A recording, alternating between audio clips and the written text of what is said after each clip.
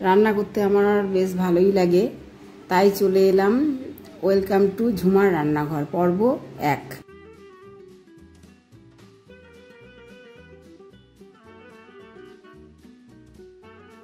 আজ বানাচ্ছি বাঙালির প্রিয় নিরামিষ ছানার ডালনা।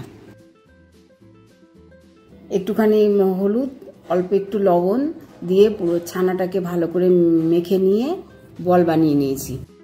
এবার কড়াইয়ে দিয়ে দিলাম সাদা তেল।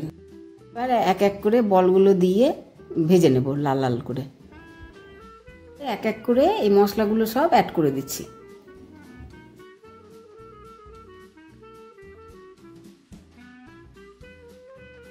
এবার দিয়ে দিচ্ছি একটা শুকনো লঙ্কা, একটা তেজপাতা, দুটো টুকরো করে, আচ্ছা দুটো এলাচ ফাটিয়ে দিয়ে দিলাম, আলুগুলো দিয়ে দিলাম, একটু লবণ দিয়ে দিলাম, একটুখানি হলুদ দিয়ে দিলাম।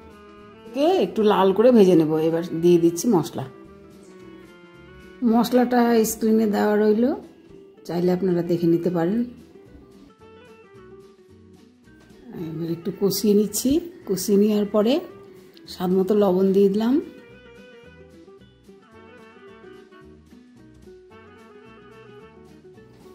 এবার দিয়ে দিচ্ছি হলুদ আর লঙ্কার গুঁড়ো।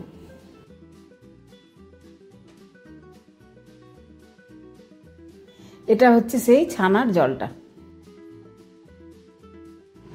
এবার মশলাটাকে ভালো করে কষিয়ে নেব।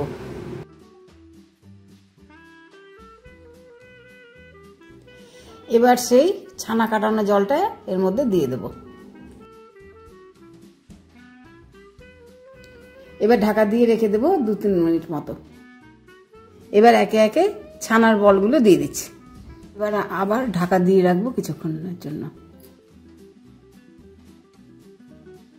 এবার সবশেষে 1 চামচ ঘি আর একটুখানি গরম মশলা ছড়িয়ে নামিয়ে নেব।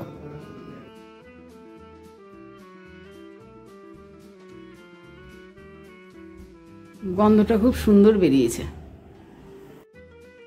এবারে তৈরি হয়ে গেল ছানার ডালনা।